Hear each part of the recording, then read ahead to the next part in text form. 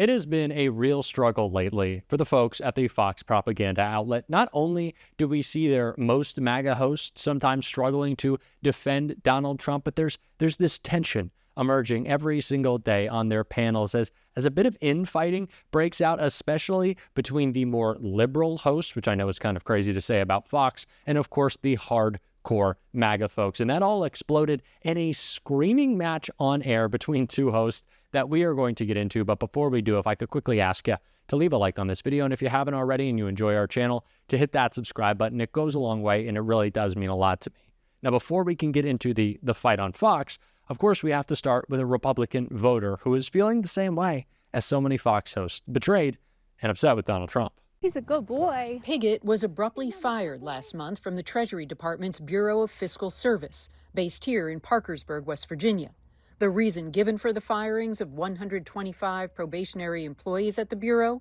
Poor performance. I had my last review on the 31st of January, and I had the highest rating that you can get on a review, less than 21 days before I was terminated for my performance. You voted for Donald Trump. I did. Do you regret that vote? Yes, I do. To cut the knees out of the working class Americans just doesn't make sense to me. I expected more from President Donald Trump. Since speaking out, Pigott says she's received death threats and her home has been egged. This woman asked us not to show her face for fear of retribution. She recently retired from the Bureau of Fiscal Service because she was afraid of losing her health insurance if she was fired. She also voted for Trump. Would you still have supported him? I'm not sure that I would have. The way that it's been done, I'm for balancing the budget, that type of thing, but not in this context. It's just not right. Honestly, I've changed my mind on how I feel about these Trump voters who say they regret their vote. At first, I was sad that such terrible things were happening to people who, of course, deserve their jobs in the federal government and were doing important jobs well. But now I'm just like, I don't know. You voted for it, actually. And what I'd really like to hear is, yes, I regret my vote, and therefore, and so, and for that reason, right, I'm going to vote for Democrats for the next 5 decades, for the rest of my life, to right the wrong that has been the Donald Trump presidency that I fully endorsed and supported. That is what I would like to hear out of these people, not just, ooh, that was a big mistake. Well, what are you going to do about it? Well, clearly there is something being done about it every single day on Fox, a little bit more and more, which is kind of shocking. But one of the more liberal hosts on Fox decided it was time to call out her colleagues. And we're going to get to that in just a second, but it started with her calling out Donald Trump. I think Democrats should focus on isn't something like this. It's the fact that Marco Rubio seems to have done away with due process for people in the U.S. legally, on legal visas, student and otherwise, who many of which have now been taken off the streets, disappeared. People, they can't get in touch with their lawyers. He hasn't outlined why they are being held. I think that's a much bigger crisis with our immigration system than deporting an illegal immigrant who's dealing fentanyl. And politically, Democrats need to be very careful about not falling into some of these traps and taking the bait and focusing on what we think the real unconstitutional, which courts have now said, things that the Trump administration is doing. This is not the problem, although I think it's in poor taste. The president does have wide latitude to take back student visas. You do not get the full panoply of rights as someone here on a student visa. You get a modicum, not the full panoply. Yeah, I have no empathy or for anyone coming to the United States when we've invited them who have terrorist sympathies, which is the government has accused many of these visa holders as having. So I have no sympathy for those individuals. I also have no sympathy. I feel like not nearly enough attention has been paid to these unlawful deportations. The disappearing of students that is happening. We saw this with Mahmoud Khalil at Columbia. We've seen it with a student at Tufts University. It is happening all over the country. People are being snatched up for what, op-eds that they wrote? Peaceful protests that they participated in. They're just getting snatched up and moved to detention centers in different states with no explanation, no law that they broke pointed to, no real reason offered up for their arrest. And the free speech people, absolutely silent. They don't care because they never believed anything that they actually said. The free speech that they care about is them not having friends because they're antisocial and weird, like all MAGA people are. That's what they were really upset with. It was never actually about free speech, because if it was, they'd care. in the same way that they'd actually care about veterans if they did, but they don't, which is exactly how this screaming match erupted when that was called out by the liberal Fox host. I think, well, look, I will be very clear. I support better government efficiency. I think that government could do a lot of things better. The question is DOJ doing it in the right way? And yes, they have a lot of numbers up online by what Larry said, but a lot of those have already been found to be incorrect or outdated or just the absolutely wrong numbers. They don't have completely transparent numbers up online. But I was watching an interview on another network this morning about a woman in West Virginia. She voted for President Trump. She's fully supportive of him. She is one of these probationary employees, but all of her evaluations from her managers have been stellar, the highest you can get. And yet she was fired by DOJ for poor performance, because legally that's the only way they can fire people who are probationary, by saying it's for poor performance. So there's a flip side to this. Do you balance the budget and cut the deficit by actually tackling entitlements, by looking at these tax cuts, much of which go to high-income earners?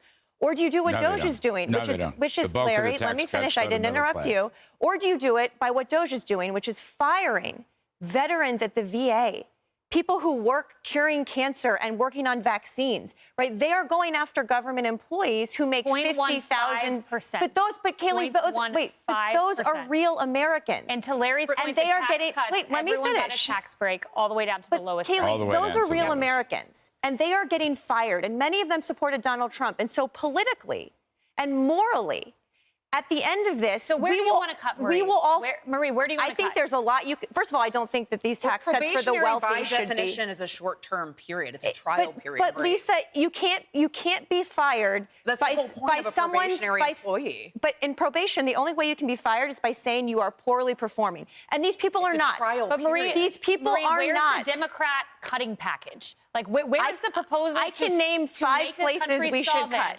Here's the point. And do you think it's fair for America's toddlers to be saddled Do you think it's fair for veterans to be fired by Elon Musk? Do you think that's okay? Do we all think that's okay? Look, what is possibly I don't even understand the point by Kayleigh McEnany here. Like, what is she arguing? That we need to fire more veterans? I'm confused. The explanations out of DOJ, if you can even call them that, have been explicitly and intentionally vague and contrary to the actual reporting on job performance within these agencies. These people are being fired for no good reason, especially veterans, and they just don't seem to care. You know, it was something that we've always heard Republicans say along the lines of Ukraine. You know, we need to stop sending that money abroad. We need to spend it on our troops at home. Has that happened? I'm looking around for the increased funding to the VA to make sure we don't have homeless vets, make sure they're fed, have opportunities in the workforce. No, the opposite has in fact happened. Veterans are essentially being targeted by the Trump administration, is what you're meaning to tell me? And this liberal Fox host is the one who's wrong for calling it out? That seems absurd, but it is happening on Fox.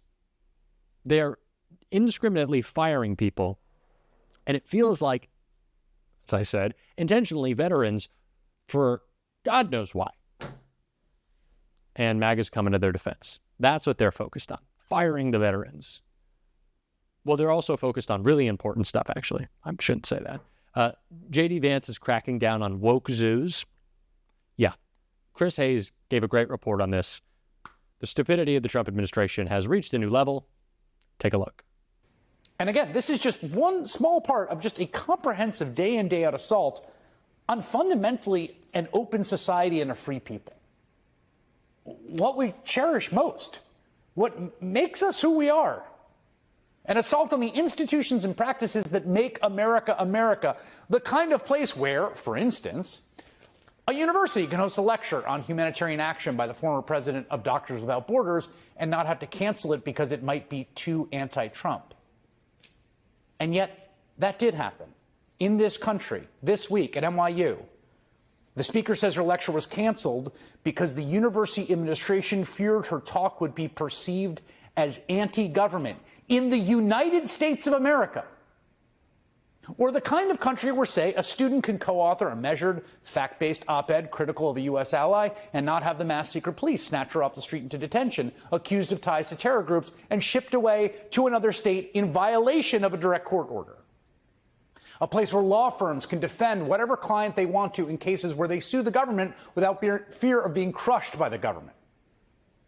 A country where dinner with the president isn't just sold to the highest bidder and the state isn't just used as a valuable tool to reward loyalists and punish perceived enemies. That is all fundamentally un-American.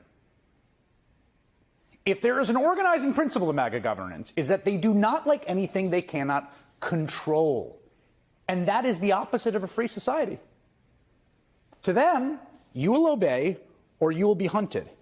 And every day there's a new example, as they just try to remake everything that is part of a free society, not under their control, down to museums and zoos. Yes, zoos. Do you catch this one? That was in the utterly insane executive order Trump signed yesterday, directing Vice President J.D. Vance to crack down on the Smithsonian Institution by removing improper ideology from its museums, education and research centers, and the zoo.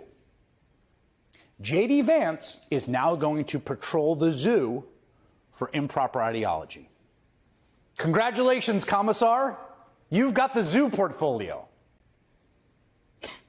Yeah, it's absurd and it's un-American. And I don't think most people like this. In fact, if you look at the polling and you look at the protests right now and you look at the town halls, Americans are waking up to that. They don't like it. That's why a Democrat took a state Senate seat this week in a Pennsylvania district that had been Republican held since 1979 in Lancaster, the heart of Amish country. And it is why Republicans are right now worried about a special election in the deep red Florida congressional district once held by Trump National Security Advisor Michael Waltz that he won by 30 points in the last election. And it is why Trump just pulled his nomination of Congresswoman Elise Stefanik to be UN ambassador, because he is worried about losing a special election in a district where she won last year by 24 points. So he needs her in Congress. All of this means we still do right now live in a free society. We still do live in a democracy where gravity, political gravity exists. Elections can still blunt Donald Trump's attempts at dictatorship. And the question before us each and every day is whether enough people understand the stakes here to mobilize in time to stop him. I can't anymore. Oh, gosh. These are the worst people in the world. They're ridiculous. They have no place in our government. We got to call them out every single day. We're doing it on this show. If you want to support that, as always, you can hit that subscribe button, leave a like on this video, and if you stuck around at the end, drop a blue heart in the comments. And until next time, I'll see you soon.